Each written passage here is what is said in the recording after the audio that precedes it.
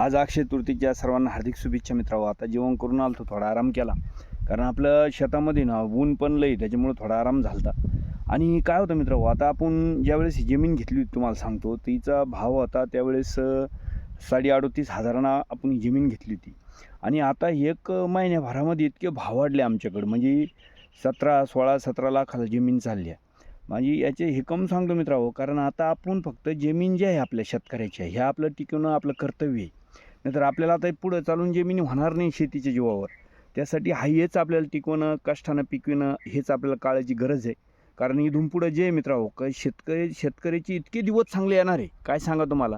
कारण खाणारा वर्ग वाढत चालला, शेती कमी होत चालली, कष्ट करायची कोणाला जिद राहील नाही. त्याच्यामुळं आपली जी शेती हे आपल्याला टिकवणं काळाची गरज आहे.